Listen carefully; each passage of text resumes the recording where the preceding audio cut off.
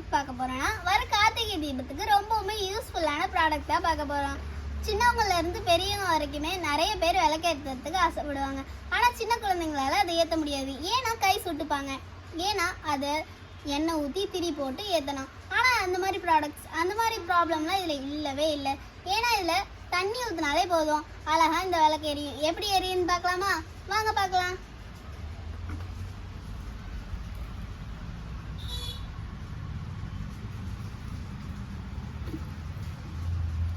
இந்த விளக்கோட பிரைட்னஸ் பார்த்தீங்கன்னா ரொம்பவுமே சூப்பராக இருக்குது.